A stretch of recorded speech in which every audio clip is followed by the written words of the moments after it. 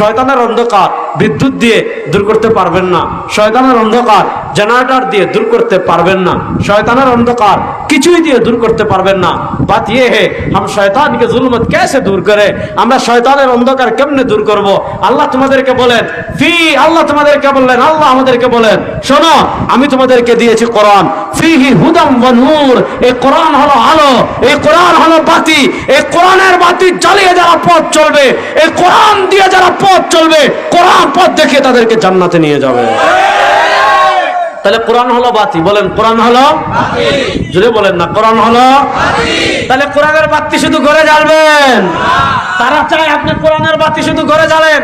কোরআনের বাতি আমরা যেমন ঘরে জ্বালবো, বাংলাদেশ থেকে যদি সন্ত্রাসী দূর করতে চান, বাংলাদেশ থেকে যদি খুন দূর করতে চান, বাংলাদেশ থেকে যদি তাজাবাজি দূর করতে চান, বাংলাদেশ থেকে যদি টেন্ডারবাজি দূর করতে চান, বাংলাদেশে যদি ইনসাফ প্রতিষ্ঠা করতে চান, বাংলাদেশে যদি ন্যায় প্রতিষ্ঠা করতে চান, বাংলাদেশ থেকে যদি ভারতের আধিপত্যবাদকে পরাজিত করতে চান, বাংলাদেশ থেকে সব চুর টাকা বদমাশ লাঠিয়াদের রাজনীতি যদি বন্ধ করতে চান, টাকা পাচার যদি বন্ধ করতে চান, ব্যাংক ডাকাতি যদি বন্ধ করতে চান, শেয়ার বাজার ডাকাতি যদি বন্ধ করতে চান, পথ একটা, আল্লাহ কোরআনের বাতি সংসদে জ্বালাতে হবে। আল্লাহ কোরআনের বাতি সংসদে জ্বালানোর জন্য প্রস্তুত আছেন না নাই? দেখেন কয়েকজন বুড়া প্রস্তুত, বাকিরা নাই। আল্লাহ কোরআনের বাতি সংসদে জ্বালানোর জন্য প্রস্তুত কারা কারা আছেন দেখেন ইনশাআল্লাহ? ইনশাআল্লাহ বলেন, বড় আস্তে বললেন ইনশাআল্লাহ। বাংলাদেশের গণতন্ত্র তো দেখলেন বহুদিন, দেখেন নাই? আর আস্তে বলেন, তুই আর কি দেখছো, তোর বয়স হতে বড় ওই দিন। হ্যাঁ সবার চেয়ে জুড়ে বলে সে দেখছে। তোর বয়স কত হয়েছে? 10 বছর। তুই আপার আমলের মানুষ, তুই ঠিক না?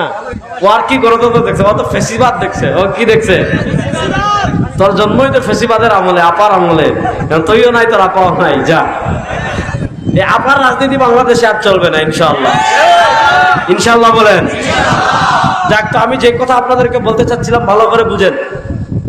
গণতন্ত্র বাংলাদেশে দেখলেন, ধর্ম নিরপেক্ষতা দেখলেন, জাতীয়তাবাদও দেখলেন, সব তন্ত্রমন্ত্র বাংলাদেশে দেখলেন। একবার কি আপনার মনে হয় না যে একবার ইসলামকে দেখি? বুঝেন না? আপনি তো সব তন্ত্রমন্ত্র দেখেছেন, কোন তন্ত্রমন্ত্র ন্যায় বিচার প্রতিষ্ঠা করতে পেরেছে? কোন তন্ত্রমন্ত্র মানুষের জানের নিরাপত্তা দিতে পেরেছে? কোন তন্ত্রমন্ত্র বিদেশে টাকা পাচার বন্ধ করতে পারছে? কোন তন্ত্রমন্ত্র ব্যাংক ডাকাতি বন্ধ করতে পারছে? কোন তন্ত্রমন্ত্র চাঁদাবাজি বন্ধ করতে পারছে? আমাদের ইসলাম যদি রাষ্ট্র ক্ষমতায় আসে, চুরি, ডাকাতি, টেন্ডারবাজি, চাঁদাবাজি, খুন, গুম, ধর্ষণ, ইফটিজিং, যত অপরাধ আছে এগুলা বন্ধ হইতে মাত্র 3 মাস লাগবে। কয় মাস? 3 মাসের ভিতর সব সাইজ। আমাদের দেশে এরা ইসলামকে কেন এত ভয় পায় দেখেন না? নারী শিক্ষা কমিশন কয়েকটা বেরিয়েছে না এখন? প্রশ্ন হলো, তুই নারী শিক্ষা কমিশনের তদন্ত দিবি, ভালো কথা। তারা তাদের তদন্ত কমিশনে কি লিখছে? রাষ্ট্রধর্ম ইসলাম বাদ দিতে হবে। এটার সাথে নারী সংস্কারের কি সম্পর্ক? এরপরে লিখছে কি জানেন? আমাদের রাষ্ট্রকে এটা ইহজাগতিক রাষ্ট্র লিখতে হবে, মানে এই রাষ্ট্রের সাথে পরকালের কোনো সম্পর্ক নাই। প্রশ্ন হলো, ভাই তোরা ধর্মের এত ভয় পাস কেন? ইসলাম তোর কি ক্ষতিটা করলো? তারা জানে যদি ইসলাম কখনো রাষ্ট্র ক্ষমতায় আসে আর বড় বড় বোতল খাইতে পারবে না। কখনো যদি ইসলাম রাষ্ট্র ক্ষমতায় আসে আর চুরি করতে পারবে না। কখনো যদি ইসলাম রাষ্ট্র ক্ষমতায় আসে আর দুর্নীতি করতে পারবে না। কখনো যদি ইসলাম রাষ্ট্র ক্ষমতায় আসে আর চাঁদাবাজি করতে পারবে না। এজন্য তারা নানা কলে কৌশলে ইসলামকে রাষ্ট্র ক্ষমতায় থেকে দূরে নিতে চায়। আমি আমার তারুণ্যকে, সারা বাংলাদেশের তারুণ্যকে একই মেসেজ দিচ্ছি, সারা বাংলাদেশের তারুণ্যকে এক বার্তা দিয়ে যাচ্ছি। আজকে আপনাদেরকেও বলে যাচ্ছি, প্রস্তুত হন। পৃথিবীর প্রান্তে প্রান্তে ইসলামের বিজয়ের তারা সূচিত হয়ে গিয়েছে। বাংলাদেশে আর দূরের সময় নাই, বেশি দিন বাকি নাই ইনশাআল্লাহ। সংসদে কালেমার পতাকা উঠবে, ইসলামের পতাকা উঠবে ইনশাআল্লাহ। ইনশাআল্লাহ বলেন। কারা কারা চান দেখে একটু হাত তোলেন তো। সবাই বলেন আল্লাহু আকবার, আল্লাহ করছি আলহামদুলিল্লাহ।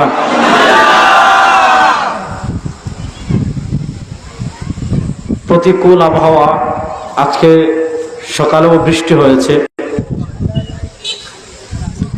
এরপরে আল্লাহ তাআলা আমাদেরকে আবহাওয়া অনুকূল করে দিয়েছেন। আল্লাহ তাআলা দ্বীনের কথা বলার এবং শোনার তৌফিক সুযোগ করে দিয়েছেন। এজন্য কিপটামি না করে মন প্রাণ খুলে উচ্চ আওয়াজে সবাই একবার পড়েন আলহামদুলিল্লাহ।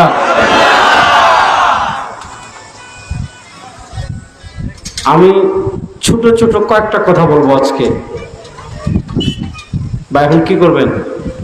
খুলেন, দ্রুত খুলেন। এই ইয়ে উড়ে তো, আরে ভাই আমার না দেখলেও সমস্যা নেই, খুলেন। ওই পোকা উড়ে তো।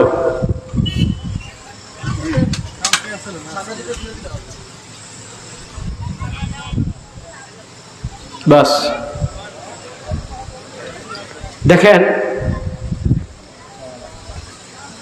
আমি প্রথম যে পয়েন্টে কথা বলবো সেটা হলো জাতীয়তাবাদ নিয়ে। আমাদের পরিচয় আমরা মুসলিম। বলেন, আমাদের পরিচয় আমরা মুসলিম। সারা দুনিয়ার মুসলমানদের এক পরিচয়। তার গায়ের রং কালো হতে পারে, তার গায়ের রং সাদা হতে পারে, সে লম্বা হতে পারে, সে খাটো হতে পারে, সে ধনী হতে পারে, সে গরিব হতে পারে, সে কৃষ্ণাঙ্গ হতে পারে, শ্বেতাঙ্গ হতে পারে, আরবি হতে পারে, আজমি হতে পারে। কিন্তু সারা দুনিয়ার যে প্রান্তে যত মুসলমান আছে সব মুসলমানদের জাতীয় পরিচয় একটা, সেটা হলো আমরা মুসলিম। বলেন, সেটা হলো আমরা মুসলিম। নারাস্তে বলেন, সেটা হলো আমরা মুসলিম। জোরে বলেন না সবাই, সেটা হলো আমরা মুসলিম। এই পরিচয়ের চেয়ে বড় কোনো পরিচয় আমাদের কাছে নাই। দেখেন, মুসলমান যে পরিচয়ের উপর ঐক্যবদ্ধ হবে, মুসলমান যে পরিচয়ের উপর পরিচিত হবে সারা দুনিয়ায়, সেটা হলো একটা, আমরা মুসলিম। আমরা মুসলিম। ইসলাম মানুষকে যে রাষ্ট্রের থিম দেয় সেটাকে বলে খিলাফা। সেটাকে কি বলে? খেলাফত। মানে কি? খেলাফত মানে মুসলমানদের ভিন্ন কোনো রাষ্ট্র থাকবে না। সারা দুনিয়ার যত মুসলিম তাদের রাষ্ট্র হবে একটা, আর সেই রাষ্ট্র যিনি পরিচালনা করবেন তার নাম খলিফা। সেই রাষ্ট্র যিনি পরিচালনা করবেন তার নাম খলিফা। পৃথিবীতে রাষ্ট্র হবে দুইটা, একটা হবে মুসলিমদের। এখন মুসলমানদের মানচিত্র হবে একটা, যেমন হযরত ওমর ইবনুল খাত্তাব রাদিয়াল্লাহু তাআলার যুগে দেখেন, আবু বকর সিদ্দিক রাদিয়াল্লাহু তাআলার যুগে দেখেন, ওমর ইবনুল খাত্তাব রাদিয়াল্লাহু তাআলা দেখেন, উসমান রাদিয়াল্লাহু তাআলার যুগে দেখেন, আলী রাদিয়াল্লাহু তাআলার যুগে দেখেন, হযরত আমির মুআবিয়া রাদিয়াল্লাহু তাআলার যুগে দেখেন। মুসলমানদের রাষ্ট্র একটা ছিল, পুরা অর্ধ পৃথিবী মুসলমানদের রাষ্ট্র ছিল একটা। ওইটাকে যিনি পরিচালনা করতেন তাকে বলা হয় খলিফা, তাকে বলা হয় আমিরুল মুমিনিন, তাকে বলা হয় খলিফাতুল মুসলিমিন। এরপরে মুসলমানদের মধ্যে এই যে একটা শক্তি, এক খলিফার অধীনে পুরা মুসলিম কান্ট্রিগুলো থাকবে। হ্যাঁ, বিভিন্ন জায়গায় গভর্নর হবে, যেমন রাসূলুল্লাহ সাল্লাল্লাহু আলাইহি সাল্লামের পরে আবু বকর সিদ্দিক রাদিয়াল্লাহু তাআলার যুগে, আল্লাহ নবী সাল্লাল্লাহু আলাইহি সাল্লামের যুগেও আল্লাহ নবী সাল্লাল্লাহু আলাইহি সাল্লাম তার দায়িত্ব দিয়ে একজনকে ইয়ামান পাঠিয়েছেন, একজনকে মক্কা পাঠিয়েছেন, অর্থাৎ মদিনায় আসার পর মক্কা একজনকে দায়িত্ব দিয়েছেন, ইয়ামানে একজনকে দায়িত্ব দিয়েছেন। খলিফার গভর্নর থাকতে পারে, কিন্তু কেন্দ্রীয় শক্তি হবেন একজন, এটাকে বলে খলিফা। এই শতাব্দীতে মুসলমানদের ভিতর 1400 বছর ইসলামের একটা সিস্টেমের মধ্য দিয়ে ইসলাম গিয়েছে, আর এই 1400 বছর পরে সিস্টেম থেকে একটু ভিন্ন হয়েছে গত 100 বছরে। পৃথিবীতে মুসলমানদের 1400 বছর একটা চেইন অফ কমান্ড ছিল, যেটাকে বলা হয় খেলাফত। এজন্য পৃথিবীর কোন প্রান্তে কোন মুসলমান মজলুম হলে, পৃথিবীর কোন প্রান্তে কোন মুসলমান অত্যাচারিত হলে, পৃথিবীর কোন প্রান্তে কোন মুসলিম একটা ছোট্ট ভূখণ্ড বাদ দেন, মুসলমানদের একটা ছোট্ট গ্রামে, মুসলমানদের একটা ছোট্ট শহরে, মুসলমানদের একটা ছোট্ট এলাকায় কেউ যদি হামলা করত, পুরো মুসলিম রাষ্ট্রের দায়িত্ব ছিল ওই গ্রামকে হেফাজত করা, ওই গ্রামবাসীর পক্ষে দাঁড়ানো। এজন্য পুরো মুসলিম এক দেহের মতো ছিল। একটা মুসলমানের গায়ে আঘাত করার মতো সাহস কেউ করার আগে চিন্তা করতে যে ওই এক মুসলমানের গায়ে যদি আঘাত করি, ওই এক মুসলমানকে যদি আমরা হামলা করি, তার পক্ষে সারা দুনিয়ার সব মুসলমান দাঁড়িয়ে যাবে, তার পক্ষে ইসলামী খেলাফা দাঁড়িয়ে যাবে, তার পক্ষে খলিফা দাঁড়িয়ে যাবেন, পুরা বিশাল যে মুসলিম বাহিনী রয়েছে সেই বিশাল মুসলিম বাহিনী তার পক্ষে দাঁড়িয়ে যাবে। এজন্য মুসলমানদের একটা গ্রামেও কেউ হামলা করতে চিন্তা করত। আর আজকে দেখেন বাংলাদেশে আছে 14 কোটি মুসলমান, আপনার পাশে আরাকানকে শেষ করে দেওয়া হয়েছে। আরাকানে আগুন জ্বলে টেকনাফ থেকে দেখা যায়, আরাকানে আগুন জ্বলে উঠে শাহপরীর দ্বীপ থেকে দেখা যায়। একদিকে রাখাইনকে শেষ করে দেওয়া হচ্ছে, একদিকে টেকনাফকে শেষ করে দেওয়া হচ্ছে, এই আপনার আরাকানকে শেষ করে দেওয়া হচ্ছে। 14 কোটি মুসলমান কিছু করতে পারছে না। কাশ্মীরকে শেষ করে দেওয়া হচ্ছে, পৃথিবীর মুসলমান কিছু করতে পারছে না। ফিলিস্তিনকে শেষ করে দেওয়া হচ্ছে, পৃথিবীর মুসলিম কিছু করতে পারছে না। গাজাকে শেষ করে দেওয়া হয়েছে, পৃথিবীর মুসলমান কিছু করতে পারে নাই। রাফাকে শেষ করে দেওয়া হয়েছে, পৃথিবীর মুসলমান কিছু করতে পারে নাই। লেবাননকে শেষ করা হচ্ছে, বসনিয়া হার্জেগোভিনাকে শেষ করা হচ্ছে, লিবিয়াকে শেষ করা হয়েছে, সিরিয়াকে শেষ করে দেওয়ার ষড়যন্ত্র করেছিল। পৃথিবীর কোন মুসলমান কিছুই করতে পারে নাই। অথচ আমরা সেই জাতি। ভারতের সমুদ্রের মধ্য থেকে এক নারী বলেছিল, আইনা হাজ্জাজ, ইয়া হাজ্জাজ ইবনে ইউসুফ আইনা আনতা। ভারত সাগরের ঠিক মধ্যবর্তী জায়গায় কাফেলা যখন লুণ্ঠন হয়েছিল, সেই কাফেলা থেকে একজন মজলুম নারী ডাক দিয়েছিল, ও ইরাকের হাজ্জাজ ইবনে ইউসুফ, তুমি কোথায়? হাজ্জাজ ইবনে ইউসুফ তিনি জালেম ছিলেন, অনেক সাহাবীকে তিনি হত্যা করেছেন। এক হাজ্জাজ ইবনে ইউসুফ এক মহিলার ডাকে তিনি ছুটে এসেছিলেন, হিন্দুস্তানে প্রথম কালেমার পতাকা উড়িয়েছিলেন। ভারতে তিনি তার জামাতা মোহাম্মদ ইবনে কাসিমকে পাঠিয়েছিলেন, ভারতে প্রথম ইসলাম আসলো। আর আজকে গাজায় লক্ষ লক্ষ নারী সারা দুনিয়ার সবাইকে ডাকছে। আজকে ফিলিস্তিনে লক্ষ লক্ষ শিশু সারা দুনিয়ার সব মুসলমানদেরকে ডাকছে। কিন্তু আপনি দেখেন, কেউ মানে আলসেমিতে ডুবে যাচ্ছে, কেউ ভোগ বিলাসিতায় ডুবে যাচ্ছে, কেউ আপনার খাবার দাবারে ডুবে যাচ্ছে, কেউ আপনার মানে মস্তিতে ডুবে যাচ্ছে। ফিলিস্তিনের পাশে দাঁড়ানোর মতো সারা দুনিয়া একজন মুসলমান লিডার নেই। অথচ আমাদের পাকিস্তান আছে, এদের পারমাণবিক অস্ত্র আছে, আমাদের তুরস্ক আছে, আমাদের সৌদি আছে, আমাদের দুবাই আছে, আমাদের কুয়েত আছে, আমাদের কাতার আছে, আমাদের বাহরাইন আছে, আমাদের পুরা জাজিরাতুল আরব আমাদের। প্রশ্ন তারা কোথায়? কেউই তো দাঁড়াচ্ছে না।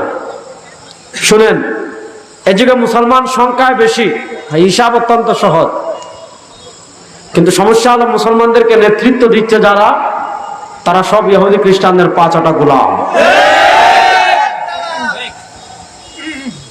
মুসলমানদের শাসন ক্ষমতায় যারা বসে আছে, আপনি মিশরের কথা বলেন, বাহরাইনের কথা বলেন, সৌদি আরবের কথা বলেন, দুবাইয়ের কথা বলেন, কাতারের কথা বলেন, ওমানের কথা বলেন, ইরাকের কথা বলেন, ইরানের কথা বলেন, এত এত মুসলিম রাষ্ট্রের মধ্যে ফিলিস্তিনকে কেন শেষ করে দিচ্ছে? কেন কেউ ফিলিস্তিনের পক্ষে কথা বলছে না? কেন কেউ গাজার পক্ষে কথা বলছে না? কেন কেউ বায়তুল মাকদিসের পক্ষে কথা বলছে না? কেন কেউ জেরুসালেমের পক্ষে কথা বলছে না? হিসাব একটাই, ওদের রাষ্ট্র ক্ষমতায় যারা বসে আছে সব ইহুদি খ্রিস্টানের পাঁচটা গোলাম। সব ইহুদি খ্রিস্টানের পাঁচটা গোলাম। জোরে বলে না, সব ইহুদি খ্রিস্টানের পাঁচটা গোলাম। সমস্যা তো এই জায়গায়। এজন্য মুসলমানদের জন্য এক নম্বর জরুরি কর্তব্য কি? নেতৃত্বে পরিবর্তন আনতে হবে। কি করতে হবে? মৌলানারা আসতে বলেন, কি করতে হবে? আমি কিন্তু এদিকে কখনো আসি নাই, আমার যতটুকু মনে পড়ে। এজন্য একটু আমার কথা হয়তো আপনাদের কষ্ট হচ্ছে বুঝতে মনে হয় না। তাহলে মুসলমানদের 1 নম্বর করণীয়, নেতৃত্বে কি করতে হবে?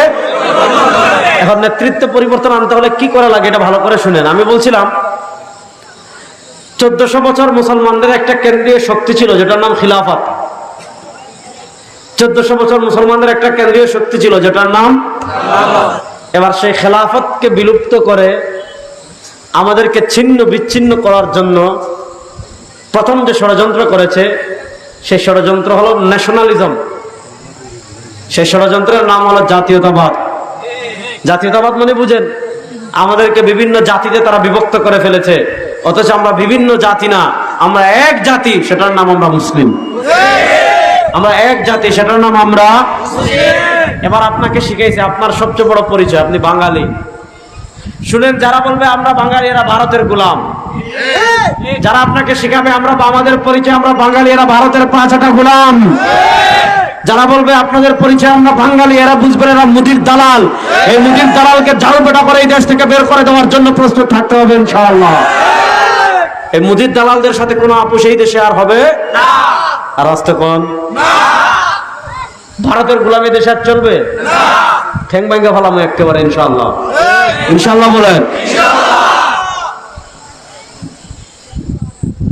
এখন আমাদের ভিতর তারা ঢুকিয়ে দিয়েছে জাতীয়তাবাদ। জাতীয়তাবাদ মানে কি জানেন? এখানে একটা আলাদা রাষ্ট্র, এটার নাম বাংলাদেশ।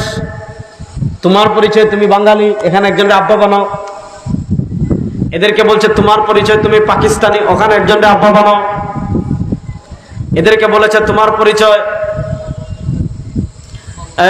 পরিচয় তুমি মিস্রি, এখানে একজনের আব্বা বানাও। ওদেরকে বলেছে তোমার পরিচয় তুর্কি, ওখানে একজনের আব্বা বানাও। ওদেরকে বলেছে তোমার পরিচয় আরবি, ওখানে একজনের আব্বা বানাও।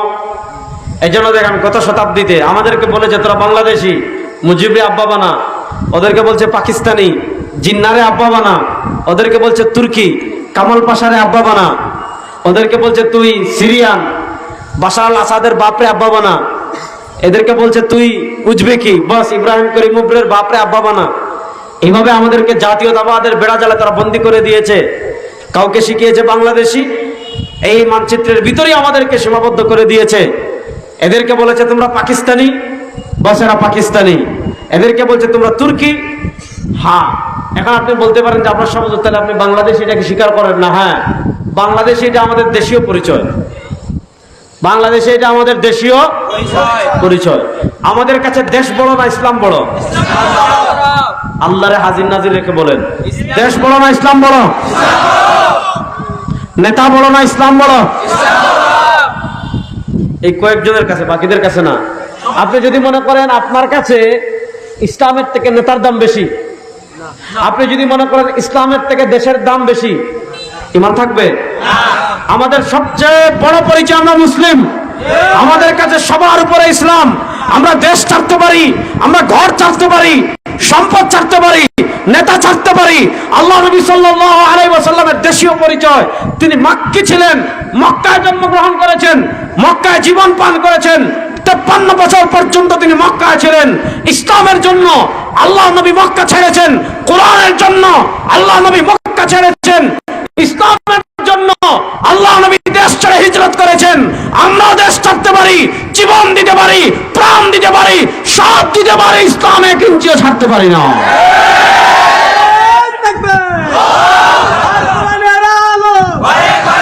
এই সমস্যা তো এই জায়গায় দাঁড়ান না, কেয়ার ঘরের বাইরে আবার ডাইরেক্ট সংসদে জানবো। সমস্যা কি জানেন? এই সারা ইনশাল লাগে বুঝা কোন কি কই বুঝেন। এই যে আমাদেরকে তারা আমাদের মাথায় এটা বসাই দিছে, খুব ভালো করে বুঝেন। আসেননি আমার লগে সবাই? আপনারা কথা না বলে তো আমি যাবো গা। আপনারা সবাই আমার সাথে আছেন? তারা আমাদেরকে শিখাইছে আল কোরআনের আলো, ঘরে ঘরে যা আলো, তারাও চায় আপনি ঘরে জ্বালেন। আপনি যদি সারা জীবন ঘরে জ্বালেন আপনার বাধা দিবে না তারা, তারাও চায় আপনি ঘরে জ্বালেন। আল্লাহর কোরআন কি শুধু ঘরে জ্বালার জন্য হয়েছে? কথা কয় না। আচ্ছা, এখন দিন না রাত? দিন করলে মাইর খাবেন কিন্তু। এখন দিন না রাত, আলো না অন্ধকার? এই যে রাস্তা দিয়ে আমি আসছি সাপের মতো, এদিক থেকে আসছি, কথা বুঝেন নাই? এখন আপনি এখানে ওয়াজ শেষ করে বাড়িতে যাচ্ছেন এই ক্ষেতের মাছ দিয়ে। আচ্ছা বলেন, ক্ষেতে সাপ থাকার সম্ভাবনা আছে না নাই? বিষাক্ত প্রাণী থাকার সম্ভাবনা আছে না নাই? বিচ্ছু থাকার সম্ভাবনা আছে না নাই? কাদা থাকার সম্ভাবনা আছে না নাই? এখন আপনি যদি লাইট ছাড়া হাঁটেন, মনোযোগ, আপনি লাইট ছাড়া হাঁটতেছেন, আপনি সাপের গায়ে পা দিতে পারেন, আপনি বিচ্ছুর গায়ে পা দিতে পারেন, আপনি গর্তে পড়ে যেতে পারেন, আপনি পুকুরে পড়ে যেতে পারেন। এখন প্রশ্ন হলো, তাহলে রাতের অন্ধকার বাদ দিয়ে আপনি নিরাপদে বাড়ি ফেরার জন্য কি করেন? যে উত্তর সহজ, আপনি রাতের অন্ধকারে নিরাপদে বাড়িতে ফেরার জন্য কিচ্ছু যদি না পান, মোবাইলে একটা ছোট্ট টর্চ লাইট জ্বালান। মোবাইলে একটা ছোট্ট টর্চ লাইট জ্বালালে মোবাইলের আলো আপনাকে সাপের গায়ে পা দেওয়া থেকে বাঁচাবে, মোবাইলের আলো আপনাকে গর্তে পড়ে যাওয়া থেকে বাঁচাবে, মোবাইলের আলো আপনাকে পুকুরে পড়ে যাওয়া থেকে বাঁচাবে, মোবাইলের আলো আপনাকে ব্রিজের সাথে ধাক্কা খাওয়া থেকে বাঁচাবে, মোবাইলের আলো আপনি উঁচু নিচু যদি গর্ত হয় তাহলে উষ্টাকে হাড্ডি ভাঙ্গা থেকে বাঁচাবে। এবার প্রশ্ন হলো, দুনিয়ার অন্ধকার দূর করতে যদি টর্চ লাইটের প্রয়োজন হয়, তাহলে বলেন দুনিয়াতে আল্লাহ নবী সাল্লাল্লাহু আলাইহি ওয়াসাল্লাম সহিহ বুখারীর হাদিসে বলেছেন, আন্না রাসূলুল্লাহ সাল্লাল্লাহু আলাইহি ওয়াসাল্লাম খাত্তা খাত্তান ওয়া ক্বালা হাযা সিরাতুম মুস্তাকিম সুম্মা খাত্তা আন ইয়ামিনিহি খুতুতা ওয়া আন শিমালিহি খুতুতা ওয়া ক্বালা ফাফি রাসি কুল্লি তরিকিন শাইতান ইয়াদউ আন-নাস ইলা নারি জাহান্নাম। দুনিয়াতে আপনি যখন পথ চলবেন, শয়তান আপনার সামন অন্ধকার করে রাখবে, আপনার ডান অন্ধকার করে রাখবে, আপনার বাম অন্ধকার করে। শয়তান আপনাকে আপনার ডান থেকে জাহান্নামের দিকে ডাকবে, আপনার বাম থেকে জাহান্নামের দিকে ডাকবে। এবার প্রশ্ন হলো, শয়তানের অন্ধকার মোবাইলের টর্চ লাইট দিয়ে দূর করতে পারবেন না, শয়তানের অন্ধকার বিদ্যুৎ দিয়ে দূর করতে পারবেন না, শয়তানের অন্ধকার জেনারেটর দিয়ে দূর করতে পারবেন না, শয়তানের অন্ধকার কিছুই দিয়ে দূর করতে পারবেন না। বাত ইয়ে হে হাম শয়তান কে জুলমত कैसे दूर करे, আমরা শয়তানের অন্ধকার কেমনে দূর করব? আল্লাহ তোমাদেরকে বলেন, আল্লাহ তোমাদেরকে বললেন, আল্লাহ আমাদেরকে বলেন, শোনো আমি তোমাদেরকে দিয়েছি কোরআন, ফিহি হুদাম ওয়া নূর, এই কোরআন হলো আলো, এই কোরআন হলো বাতি, এই কোরআনের বাতি জ্বালিয়ে যারা পথ চলবে, এই কোরআন দিয়ে যারা পথ চলবে, কোরআন পথ দেখিয়ে তাদেরকে জান্নাতে নিয়ে যাবে। তাহলে কোরআন হলো বাতি, বলেন কোরআন হলো বাতি, জোরে বলেন না কোরআন হলো বাতি। তাহলে কোরআনের বাতি শুধু ঘরে জ্বালবেন? তারা চায় আপনি কোরআনের বাতি শুধু ঘরে জ্বালেন। কোরআনের বাতি আমরা যেমন ঘরে জ্বালবো, বাংলাদেশ থেকে যদি সন্ত্রাসী দূর করতে চান, বাংলাদেশ থেকে যদি খুন দূর করতে চান, বাংলাদেশ থেকে যদি তাজাবাজি দূর করতে চান, বাংলাদেশ থেকে যদি টেন্ডারবাজি দূর করতে চান, বাংলাদেশে যদি ইনসাফ প্রতিষ্ঠা করতে চান, বাংলাদেশে যদি ন্যায় প্রতিষ্ঠা করতে চান, বাংলাদেশ থেকে যদি ভারতের আধিপত্যবাদকে পরাজিত করতে চান, বাংলাদেশ থেকে সব চুর টাকা বদমাশ লাঠিয়াদের রাজনীতি যদি বন্ধ করতে চান, টাকা পাচার যদি বন্ধ করতে চান, ব্যাংক ডাকাতি যদি বন্ধ করতে চান, শেয়ার বাজার ডাকাতি যদি বন্ধ করতে চান, পথ একটা, আল্লাহ কোরআনের বাতি সংসদে জ্বালাতে হবে। আল্লাহ কোরআনের বাতি সংসদে জ্বালানোর জন্য প্রস্তুত আছেন না নাই? দেখেন কয়েকজন বুড়া প্রস্তুত, বাকিরা নাই। আল্লাহ কোরআনের বাতি সংসদে জ্বালানোর জন্য প্রস্তুত কারা কারা আছেন দেখেন ইনশাআল্লাহ। ইনশাআল্লাহ বলেন, বড় আস্তে বললেন ইনশাআল্লাহ। বাংলাদেশের গণতন্ত্র তো দেখলেন বহুদিন, দেখেন নাই? আর আস্তে বলেন, তুই আর কি দেখছো, তোর বয়স হতে বড় ওই দিন। হ্যাঁ সবার চেয়ে জুড়ে বলে সে দেখছে। তোর বয়স কত হয়েছে? 10 বছর।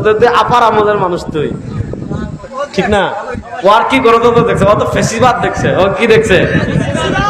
তোর জন্মই তো ফেসিবাদের আমলে, আপার আমলে। তুইও নাই, তোর আপাও নাই। যা, এই আপার রাজনীতি বাংলাদেশে আর চলবে না ইনশাআল্লাহ। ইনশাআল্লাহ বলেন। যাক, তো আমি যে কথা আপনাদেরকে বলতে চাচ্ছিলাম ভালো করে বুঝেন। গণতন্ত্র বাংলাদেশে দেখলেন, ধর্ম নিরপেক্ষতা দেখলেন, জাতীয়তাবাদও দেখলেন, সব তন্ত্রমন্ত্র বাংলাদেশে দেখলেন। একবার কি আপনার মনে হয় না যে একবার ইসলামকে দেখি? বুঝেন না? আপনি তো সব তন্ত্রমন্ত্র দেখেছেন, কোন তন্ত্রমন্ত্র ন্যায় বিচার প্রতিষ্ঠা করতে পেরেছে?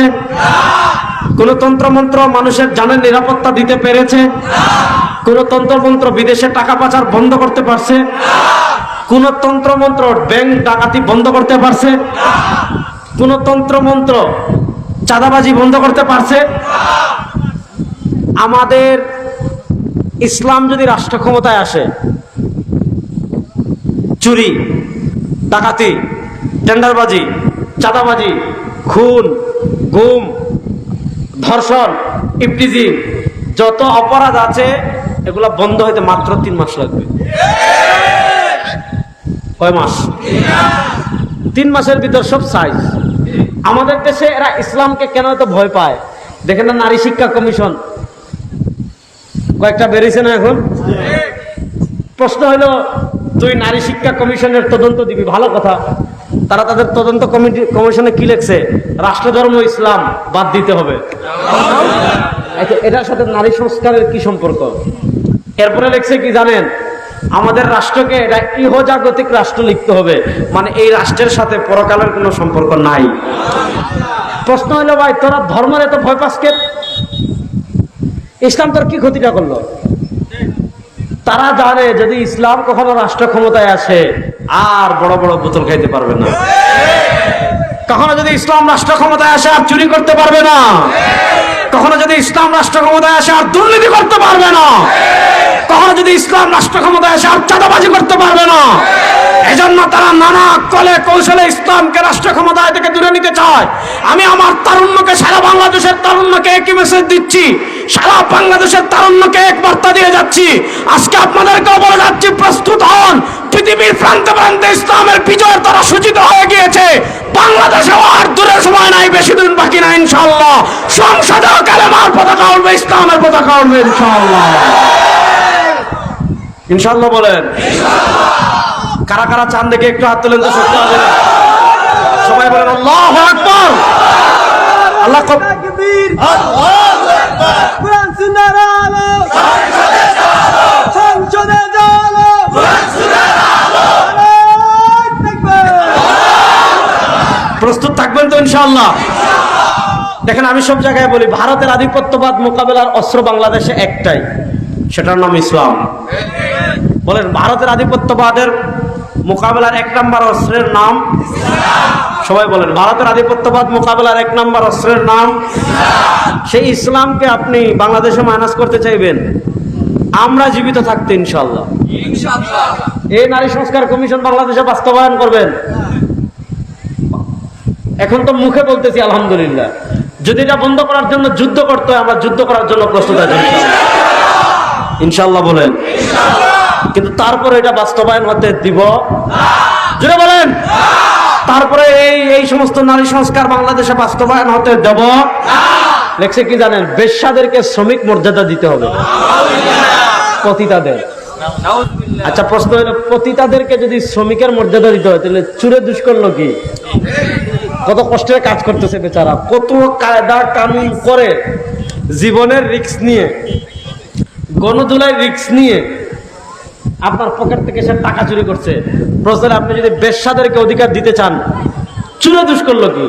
এগুলা মূলত হলে এগুলা কি জানেন? কারণ তারা তো রাষ্ট্রের হাজার হাজার কোটি টাকা চুরি করে। এই চুরদেরকে আর বাংলাদেশের রাষ্ট্র ক্ষমতায় আমরা দেব না ইনশাআল্লাহ। এবার ডাইরেক্ট পথ একটাই, মত একটাই, সেটার নাম ইসলাম। বলেন না, এবার পথ একটাই, মত একটাই, সেটার নাম ইসলাম। বলেন, এবার পথ একটাই, মত একটাই, সেটার নাম ইসলাম। জুড়ে বলেন, পথ একটাই, মত একটাই, সেটার নাম ইসলাম। পথ একটাই, মত একটাই, সেটার নাম ইসলাম। ইনশাআল্লাহ বলেন। দেখেন, আমি আপনাদেরকে একটা হিসাব মিলাই, খুব সহজ হিসাব।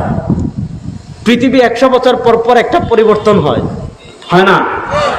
এই 100 বছর কি হবে জানেন?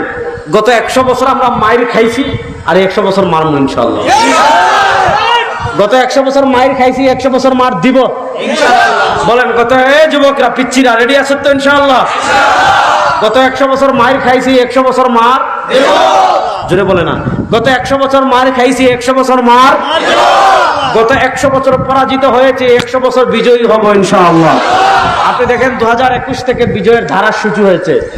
2021-এ তালেবানরা আফগানিস্তানে বিজয় হয়েছে, 2024-এ সিরিয়ায় মুজাহিদরা বিজয় হয়েছে।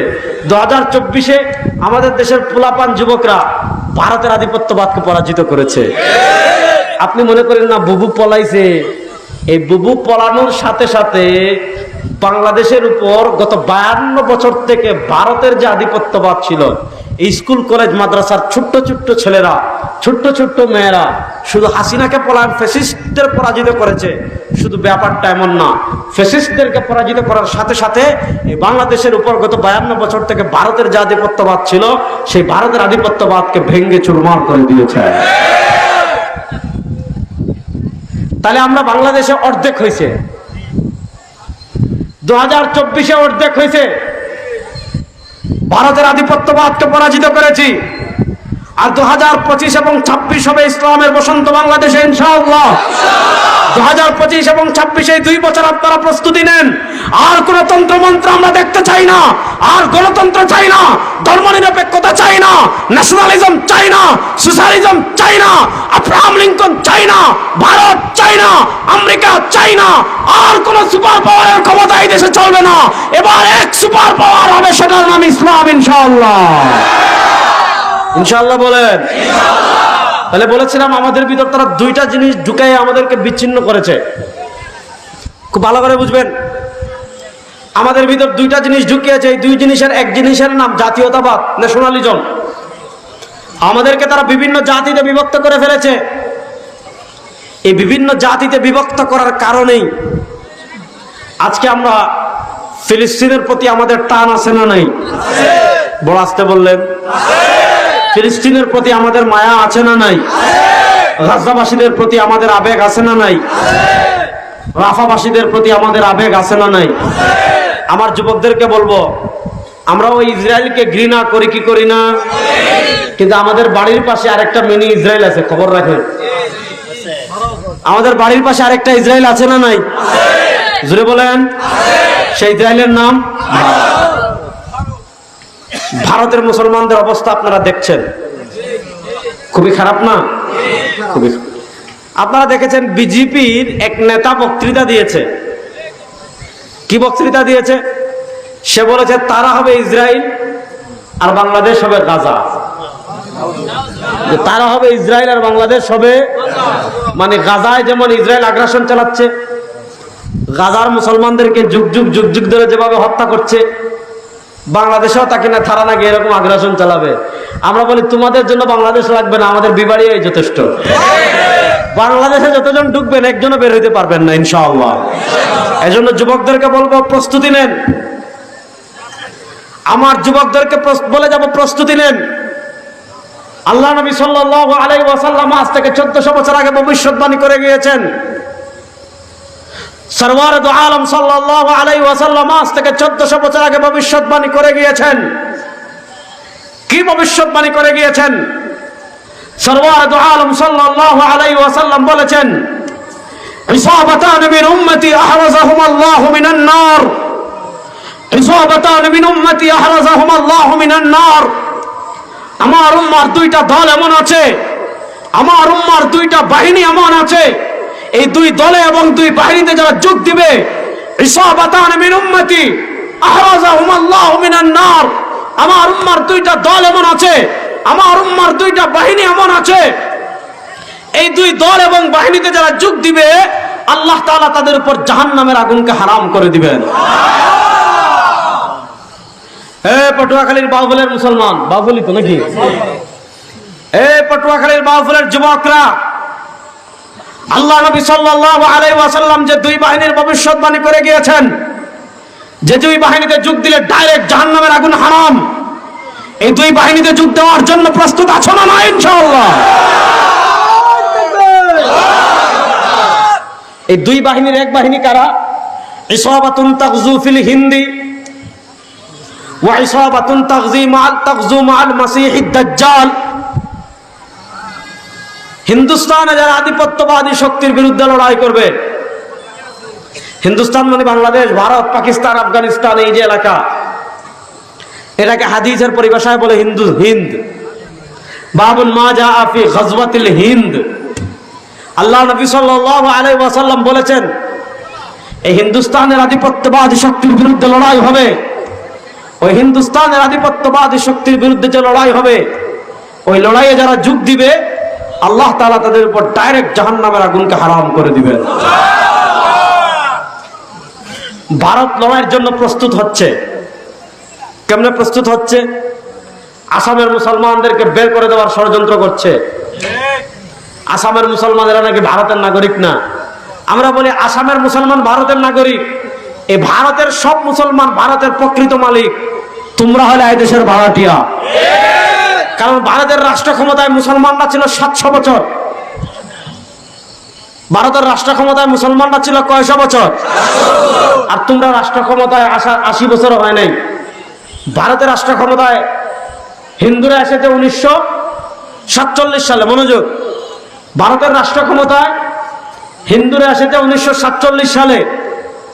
আজকে 2025, এখনো প্রায় 80 বছর হয় নাই, এখনো মাত্র 75-76 বছর হয়েছে। এই 75-76 বছরে তারা দেখেন 700 বছর মুসলমানরা রাষ্ট্র ক্ষমতায় ছিল। যদি প্রত্যেক দিন একজন হিন্দুরে অস্ত্র দেখিয়ে জোর করে কালেমা পড়ে মুসলমান বানাইতো, ভারতে হিন্দু থাকতো? একটা করে মন্দির এক বছরে যদি ভাঙতো, ভারতে মন্দির থাকতো না। মুসলমান কোন মন্দিরে কখনো আক্রমণ করেনি, শুধু সোমনাথ মন্দিরে আক্রমণ করেছিল। কেন? সোমনাথ মন্দির এজন্য আক্রমণ করেছিল, সেখান থেকে তারা রাষ্ট্রবিরোধী ষড়যন্ত্র করত এবং তাদের আকীদা ছিল, তাদের আকীদা বিশ্বাসকে ভেঙে দেওয়ার জন্য তারা মনে করেছিল সোমনাথ মন্দিরে কেউ অভিযান পরিচালনা করলে দেবতা আসমান থেকে নেমে সে বাহিনীকে ধ্বংস করে দিবেন। সুলতান মাহমুদ গজনবী রাহিমাহুল্লাহ সোমনাথে অভিযান পরিচালনা করেছিলেন। কেন? তারা তাদের সব সম্পত্তি সেখানে লুকিয়ে রেখেছিল, সেখান থেকে রাষ্ট্রের বিরুদ্ধে নানা ষড়যন্ত্র করত। কিন্তু তারা রাষ্ট্র ক্ষমতায় আসার মাত্র 80 বছর হয়েছে।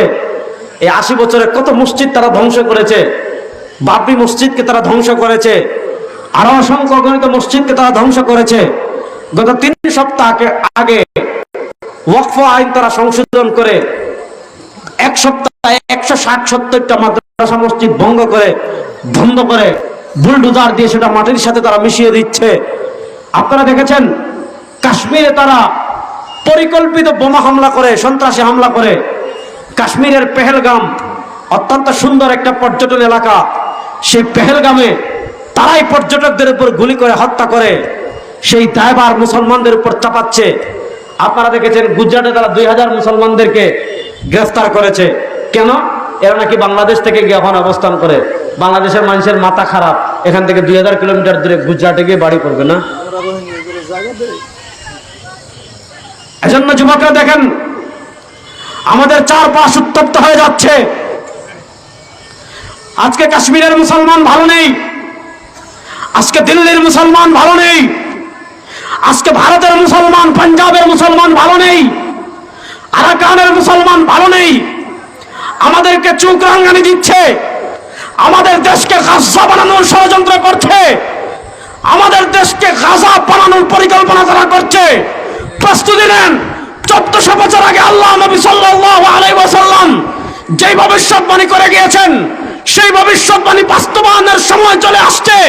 ইনশাআল্লাহ তারা যত আগ্রাসন চালাক না কেন, সময় আর বেশি দিন বাকি নয়। দিল্লির লাল কেল্লায় আবার কালেমার পতাকা উড়বে ইনশাআল্লাহ।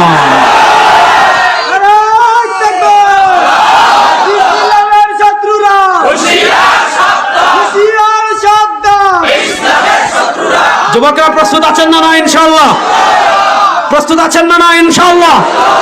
পৃথিবী চূড়ান্ত লড়াইয়ের দিকে এগিয়ে যাচ্ছে। বাইতুল মাকদিস আর বেশি দিন নাই, আমাদের হবে ইনশাআল্লাহ। না ইনশাআল্লাহ এটা আসতে কম। তারা তো এটাই চায় যে আপনার মাথা থেকে যেন বাইতুল মাকদিস চলে যায়। তারা তো এইটাই চায় আপনি যেন বাইতুল মাকদিসের কথা ভুলে যান। তারা তো এইটাই চায় আপনি যেন গাজার কথা ভুলে যান। বাইতুল মাকদিস আমাদের, গাজা আমাদের, রাফা আমাদের, কুদস আমাদের, জেরুজালেম আমাদের, আসকালান আমাদের, বাবেলুদ আমাদের, ইরাক আমাদের, পুরা ইসরায়েলের প্রত্যেকটা ইঞ্চি মাটি আমাদের। প্রস্তুতি নেন, ইহুদিদেরকে কুত্তার মতো পিটাবো ইনশাআল্লাহ। ইনশাআল্লাহ বলেন। এই প্রজন্মের মাথায় এটা ঢুকাবেন, আপনার বাচ্চার মাথায় এটা ঢুকাবেন যে বাপ আমি তো পারতেছি না, তুই যদি কখনো পারিস ইসরায়েলের কুত্তার মতো পিটাইস, ঠিক না বেঠিক? তাহলে সে যদি নাও পারে তার বাচ্চাকে সে বলবে বাপ আমি তো পারি নাই। হে যেমন কইছে যে গণতন্ত্র দেখেছি, অন্তত তার মাথায় তারে জিজ্ঞাসা বাংলাদেশের জাতির পিতাকে সে বলবো শেখ মুজিব। আমাদের জাতির পিতাকে হযরতে বলেন, আমাদের জাতির পিতাকে। এর বাইরে যারা সব গুলার টিম, এর বাইরে সব জাতির পিতা বলেন না, জাতির পিতা। এর বাইরে সব জুড়ে বলেন না, জাতির পিতা। জুড়ে বলেন না, জাতির পিতা। এর বাইরে সব বলেন জাতির পিতা। ছোটরা বলো, পিচ্চিরা বলো, পিচ্চিরা বলো, তোমাদের পড়া আসছে এবার। জুড়ে বলো জাতির পিতা, বাকি সব মাথা বসাইবেন তো এটা। আমাদের মধ্যে এই যে তারা বিভক্তি তৈরি করেছে, একটার নাম হলো ন্যাশনালিজম। আমাদেরকে বিভিন্ন জাতিতে তারা বিভক্ত করেছে। ইনশাআল্লাহ পুরা মুসলিম উম্মাহ আবার ঐক্যবদ্ধ হবে। আমরা যদি ঐক্যবদ্ধ, ইসলামের দুশমনরা চায় যে মুসলমানরা যেন কখনো ঐক্যবদ্ধ না হয়, কারণ মুসলমানরা ঐক্যবদ্ধ হলে হুজুর আপনার আলোচনার সময় 5 মিনিট বাকি আছে, ও 5 মিনিট বহু সময়, সবর করেন। কি বলেন? ওয়াজ শুরুই করলাম না আমি, এখন 5 মিনিট আছে। এখন ওয়াজ তো আরম্ভই করলাম না, আমি তো ভূমিকায় আছি। দাঁড়ান দাঁড়ান দাঁড়ান, একটু সবর বলতেছি, দাঁড়ান দাঁড়ান দাঁড়ান। যেটা বলতে চাচ্ছি, আমাদের মাথায় তারা একটা ঢুকিয়েছে একটা জিনিস, যেটার নাম হলো ন্যাশনালিজম। আমাদেরকে বিভিন্ন জাতিতে তারা বিভক্ত করে দিয়েছে। বাংলাদেশে আমরা এক উম্মাহ হয়ে থাকতে চাই, ইনশাআল্লাহ বলেন। আমাদের ভিতর দ্বন্দ্ব থাকবে, ইখতিলাফ থাকবে, কিন্তু কোরআন সংসদে প্রতিষ্ঠা হোক, এটা নিয়ে আমাদের ভিতর কোনো দ্বন্দ্ব আছে? কেউ যদি বলে না কোরআন সংসদে প্রতিষ্ঠা হোক, এটা আমি চাই না, মুসলমান না কাফের? আর আমাদের মাথায় আরেকটা জিনিস ঢুকাইছে, এটার নাম হলো সেকুলারিজম। এটার নাম কি? বলে এটার নাম কি? সেকুলারিজম মানে ধর্ম নিরপেক্ষতা। বলে সেকুলারিজম মানে কি? ধর্ম নিরপেক্ষতা মানে কি জানেন? এই যেটা আগে বলছেন কি না, ধর্ম নাই না। সেকুলারিজম মানে সংসদে ধর্ম লাগবে না। সেকুলারিজম মানে অর্থনীতিতে ধর্ম লাগবে না। সেকুলারিজম মানে বিচার ব্যবস্থায় ধর্ম লাগবে না। সেকুলারিজম মানে হাইকোর্ট সুপ্রিম কোর্টে ধর্ম লাগবে না। সেকুলারিজম মানে সিটি কর্পোরেশনে ধর্ম লাগবে না। সেকুলারিজম মানে ইউনিয়ন পরিষদে ধর্ম লাগবে না। তাহলে ধর্ম কি? তারা বলে ধর্ম থাকবে ঘরে, বেশির চেয়ে বেশি ধর্ম থাকবে মসজিদে। মসজিদে যেমন হিন্দুরা বলে মন্দিরের বাহিরে ধর্ম বের হবে না। বাস তুমি ধর্ম শুধু মন্দিরে রাখো। তুমি কেমনে হাঁটবা, কেমনে খাবা, কেমনে ঘুমাইবা, কেমনে ব্যবসা করবা, কেমনে রাজনীতি করবা, কেমনে সংসদ চালাইবা, কেমনে বিচার করবা, কেমনে রাষ্ট্র চালাইবা, কেমনে আইন লিখবা, কেমনে সংবিধান লিখবা, এগুলোতে ধর্ম লাগবে না। ধর্ম শুধু ঘরে, ধর্ম শুধু মন্দিরে। এটা হলো হিন্দুদের কথা। খ্রিস্টানদের কথা ধর্ম শুধু ঘরে। হাঁটবেন কেমনে, খাবেন কেমনে, ঘুমাবেন কেমনে, রাজনীতি করবেন কেমনে, রাষ্ট্র চালাবেন কেমনে, সংসদ চালাবেন কেমনে, বিচার করবেন কেমনে, সংবিধান লিখবেন কেমনে, বলে ধর্ম লাগবে না। কিন্তু এর বিপরীত আমাদের ইসলাম। আমি ব্যবসা কেমনে করব, ইসলামে আছে না নাই? না রাষ্ট্র বলেন। আমি রাজনীতি করব কেমনে, ইসলামে নাই। বুঝে শুনে বলেন। রাজনীতি করব কেমনে, ইসলামে আছে না নাই? সংসদ চালাবো কেমনে, এটা তো নাই। হ্যাঁ, আমি খাবো কেমনে, এটাও যেমন ইসলামে আছে। আমি ঘুমাবো কেমনে, এটাও যেমন ইসলামে আছে। আমি বাথরুমে যাবো কেমনে, বের হবে কেমনে, এটাও যেমন ইসলামে আছে। সংসদ চালাবো কেমনে, রাষ্ট্র চালাবো কেমনে, হাইকোর্ট চালাবো কেমনে, সুপ্রিম কোর্ট চালাবো কেমনে, সংবিধান লিখবো কেমনে, রাষ্ট্র চালাবো কেমনে, ইসলামে আছে না না? এবার আমাদের মাথা ঢুকে দিয়ে ইসলাম মানে শুক্রবারে জিলাপি খাবেন, বুঝেন নাই? শিখাই দিয়েছে ইসলাম মানে খিচুড়ি খাবেন, ইসলাম মানে জিকির করবেন। বাস আপনি বড় চেয়ারে বসে থাকবেন, পিসাব, আপনি বিশাল বড় পিসাব চেয়ারে বসে থাকেন। মুরিদ কেউ কলা নিয়ে আসবে, কলা ফোড়া নিবে, কেউ আপেল ফোড়া নিবে। আমি পিরাকির বিরুদ্ধে না ভাই, আমি তো তাসাউফপন্থী মানুষ। কিন্তু যে ইসলামে তাসাউফ আছে, ওই ইসলামে রাষ্ট্র পরিচালনা আছে না নয়? এখন আমাদের মাথায় ঢুকে দিচ্ছে ধর্ম নিরপেক্ষতা। এখন আবরার সাহেব হুজুর আপনি মাদ্রাসায় পড়াবেন, আপনি কি সুন্দর স্কলার, আপনি প্রশ্ন উত্তর পর্ব করবেন, আপনি মানুষকে শরীয়তের সমাধান দিবেন, হুজুর আপনি কেন রাজনীতিতে আসলেন? বলে কি বলে না? এই প্রশ্ন আসছে ধর্ম নিরপেক্ষতা থেকে। অর্থাৎ তারা বুঝাইছে ইসলাম মানে শুধু মসজিদ, ইসলাম মানে শুধু মাদ্রাসা, ইসলাম মানে শুধু খানকা, ইসলাম মানে শুধু পীর মুরিদি। আরে আমার নবী যেমন খানকার পীর ছিলেন, আমার নবী যেমন কোরআন শিখিয়েছেন, আমার নবী যেমন আত্মশুদ্ধি করিয়েছেন, আমার নবী যেমন রাষ্ট্রের নেতৃত্ব দিয়েছেন, রাষ্ট্র পরিচালনা করেছেন। সুতরাং এই ধর্ম নিরপেক্ষতায় আমাদের জন্য বড় মুসিবত হয়েছে। সুতরাং এই ধর্ম নিরপেক্ষতার বাংলাদেশ আপনারা দেখলেন 52 বছর কি পরিমাণ চুরি করেছে আর কি পরিমাণ ডাকাতি করেছে, সংখ্যা ধরবে না। সুতরাং ধর্ম নিরপেক্ষতা দেখতে চান? এই 3-4 জন, বাকিরা চুপ। দেখছেন? ধর্ম নিরপেক্ষতা দেখতে চান? কারা কারা দেখতে চান না দেখে হাত তোলেন তো ইনশাআল্লাহ। ধর্ম নিরপেক্ষতাকে খবর দিয়ে ইসলামকে প্রতিষ্ঠা করার জন্য প্রস্তুত আছেন? আগে বলতেন যে হুজুরা আপনারা এখন, আমাদের পিসাব চরমনায় আজকে আসবেন, তিনি ঘোষণা দিয়েছেন ইসলাম দেশ মানবতার পক্ষে এবার ভোটের বাক্স একটা হবে ইনশাআল্লাহ। ইনশাআল্লাহ বলেন। এবার সব ইসলামী রাজনীতিবিদ, সব ইসলামী দল এক কাতারে এসে আপনাদেরকে যদি ডাক দেয়, আর ধর্ম নিরপেক্ষতা চাই না, ন্যাশনালিজম চাই না, মুক্তিযুদ্ধের চেতনার নামে চুরি ডাকাতি আর দেখতে চাই না, আল্লাহর কোরআনকে সংসদে বিজয় করতে চাই, আল্লাহর কোরআনকে বিজয় করার জন্য কারা কারা প্রস্তুত আছেন ইনশাআল্লাহ? আল্লাহ তাআলা দিন বিজয়। আরে বিশ্বের মুসলিম করে আগে আমরা এক হই, আমরাই তো এক না, আপনাদের বিশ্ব লইয়া। এবার ঐক্যবদ্ধভাবে কোরআনকে আমরা বিজয় করতে চাই তো ইনশাআল্লাহ। আল্লাহ তাআলা দিন বিজয় মেহনত করার তৌফিক আমাদের সবাইকে দান করেন। আল্লাহ তাআলা ইসলামকে বিজয় করার তৌফিক আমাদেরকে দান করেন। আল্লাহ কোরআনের আলো সংসদে জ্বালানোর জন্য রেডি আছেন তো পটুয়াখালীবাসী? আবার দেখা হবে, কথা হবে। আসসালামু আলাইকুম ওয়া রাহমাতুল্লাহ।